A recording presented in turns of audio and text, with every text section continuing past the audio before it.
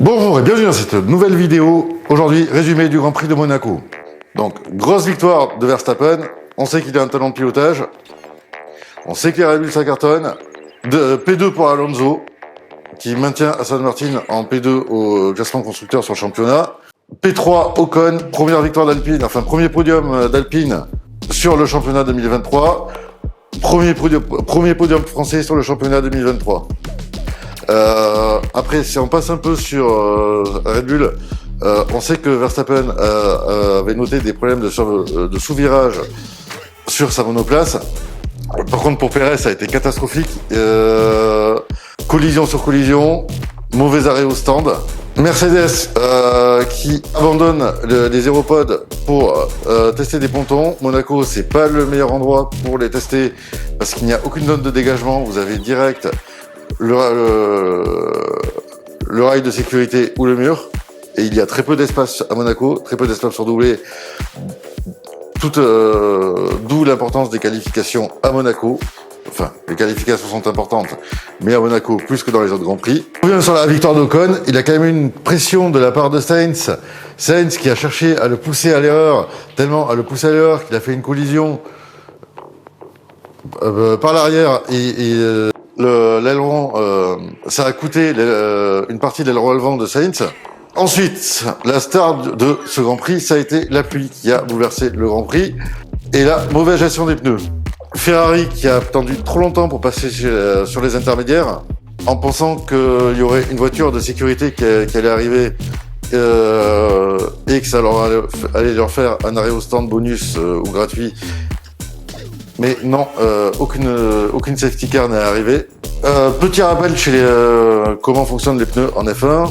Toutes les écuries sont fournies par Pirelli, qui est le même manufacturier pour toutes les écuries, et elles ont toutes les mêmes gommes. Vous avez les gommes hard, medium et soft en slick, qui offrent plus de contact avec la route. Plus le pneu est tendre, plus il offre de grip. Mais par contre, il a une vitesse de dégradation plus rapide. Aussi, les pneus slick n'ont une tenue de route que lorsqu'ils sont à 100 degrés à l'extérieur comme à l'intérieur. Pour ça, les pneus sont mis en couverture chauffante et sont chauffés jusqu'à 70 degrés. C'est ensuite au pilote, soit pendant le tour de formation, soit après un arrêt au stand, de chauffer ces pneus jusqu'à les amener à température pour avoir du grip. Les pneus intermédiaires et les pneus wet, s'ils sont utilisés sur du sec, alors, enfin, les pneus slick n'ont aucune adhérence sous la pluie, vu qu'ils n'ont aucune strie pour évacuer l'eau, ils ont plus de contact avec le sol. Les pneus intermédiaires et wet ne sont surtout pas à utiliser sur du sec, parce qu'avec l'accélération de la voiture, les stries qui servent à évacuer l'eau brûlent. D'ailleurs, à noter qu'un pneu wet évacue jusqu'à 80 litres d'eau par seconde. Mais par contre, ces pneus sont plus faciles à chauffer parce que l'interstice d'évacuation d'eau, en faisant des petits mouvements comme ça, chauffe plus vite. Après, il y a une mauvaise gestion des pneus de manière générale. On voyait la pluie arriver.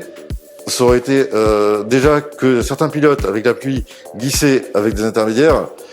Ça aurait été plus logique de chausser directement les wets et de commencer la course en hard et de passer en pneu pluie lorsque la pluie arrivait pour limiter à un seul arrêt au stand. Ce qui a d'ailleurs, je pense, coûté la victoire à Alonso. Il est parti en hard, il a fait un arrêt au stand pour chausser des médiums juste avant que la pluie arrive. C'est ce qui lui a coûté sa première place, ce qui prouve qu'Aston Martin peut challenger Red Bull. Merci d'avoir suivi cette vidéo.